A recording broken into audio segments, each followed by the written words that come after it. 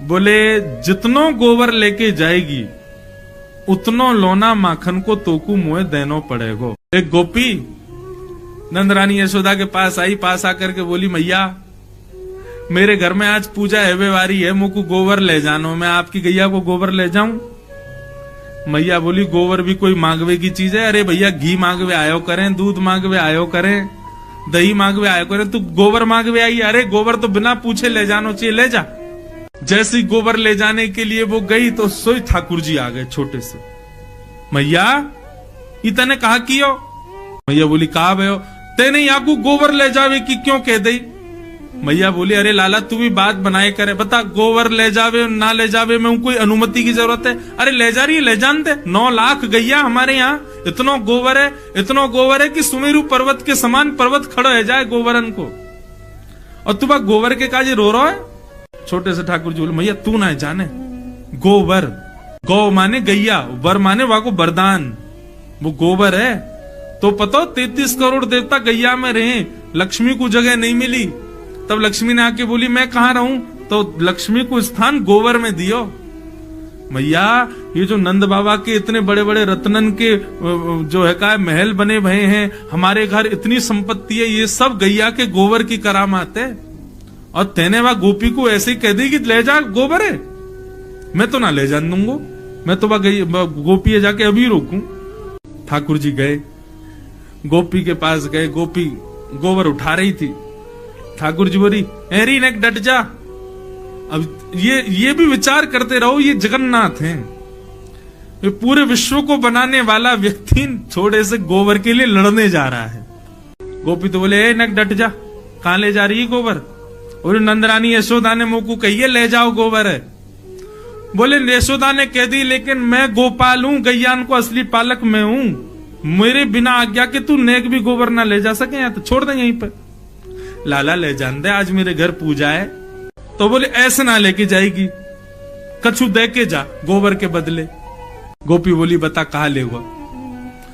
बोले जितनो गोबर लेके जाएगी उतनो लोना माखन को तोकू मुए देनो पड़ेगो। मान तेने 1 परात गोबर धरो तो 1 माखन को लोना, 2 परात के 2 माखन के लोना, ऐसी जितनो गोबर ले जाएगी उतनो देनो पड़ेगो। गोपी बोली ठीक है लाला, ठीक है तो लाला तू गिनती कर, मैं लेके जा रही हूं। ठाकुर जी बोले गिनती हम पे आवे ना है, अब क्या करें? गोपी बोली ये तो बड़ी विचित्र बात है लाला, तो पे गिनती ना आवे तू कैसे गिनेगो? और मैंने कहीं 5-6 ले गई फिर क्या करेगो? ठाकुर जी बोले मुंह पे ना आवे लेकिन मैया पे आवे, और मैया अभी आवेगी ना गिनती करवे, तो क्या करें? बोले गोपी एक काम कर, तू जैसे 1 परात गोबर उठावे ना तो 1 गोबर की बिंदी मेरे माथे पे लगा दियो, फिर दूसरो गोबर उठावे से दूसरी बिंदी लगा दियो, ऐसे जितने गोबर उठावे उतनी बिंदी मेरे मुंह पे लगा दियो, फिर मैं जाके मैया ते गिनवा लूंगा और उतनो तो को बता दूंगा, उतनो माखन दे दियो। ये वो जगन्नाथ हैं जिन्होंने पूरे विश्व को बनाया, और आज यहां गोबर बेच रहे हैं और बदले में क्या ले रहे हैं? मक्खन, और वो भी मक्खन तब ले रहे हैं जब 9 लाख गैया घर में है। मतलब मक्खन की, दूध की, दही की कोई कमी नहीं है। लेकिन ये अब यहां पर आप क्या स्वीकार करोगे इस कथा में? क्या भगवान लोभी है?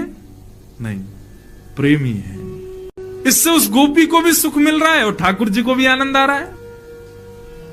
अब गोपी उठा रही है और उठा करके लाल जी के माथे पे 1 बिंदी लगा दे।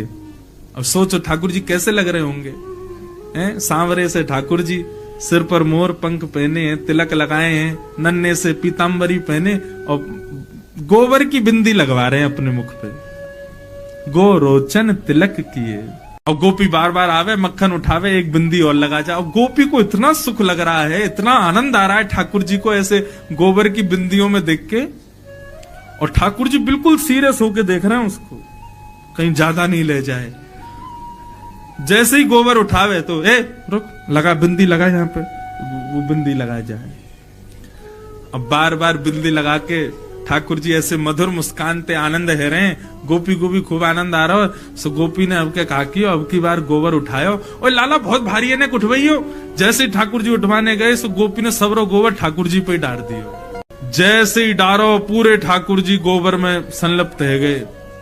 ठाकुर जी दौड़े चौकड़ी मार करके मैया के पास, बोले मैया देख मैया देख मैया देख। मैया ने जैसी देखी पूरा गोबर में लपो भयो लाल जी। अरे लाला तू को कितनो नवाओ कितनो दबाओ, या गोबर में ही जाके खेले, देख काकल लियो, चला साफ करूं। मैया ध्यान ते करियो, क्यों बिंदी लगी भैया वो नहीं मिट जाए कहीं। हाँ ऐसे करियो कि बिंदी गिनती में आ जाए, उतनो मक्खन लेके आनो गोपी थे। ये कौन है? ये प्रेमी ठाकुर जी। अब इस कथा को सुना तो आप सबके चेहरे पर प्रसन्नता आ गई और जगन्नाथ जी प्रिय लगने लगे। नारद जी कह रहे हैं व्यास जी आपने सब जगह भगवान को भगवान बना दिया, लेकिन वो प्रेम भी करते हैं और हमारे प्रेमी भी बन सकते हैं। आपने कहीं नहीं लिखा, इसलिए आपका हृदय शांत है। ऐसा कुछ लिखो जिसको सुनने पढ़ने के बाद में सुनने वाला ठाकुर जी को भगवान ना माने, ठाकुर जी को अपना प्रेमी माने। जो संबंध वो संसार में बनाता है, भाई बंधु सखा मित्र माता पिता पति पत्नी, ये सारे संबंध वो ठाकुर जी से बनावे। ऐसा कोई ग्रंथ लिखो जिसको पढ़ने के बाद में ठाकुर जी हमारे लगने लगे।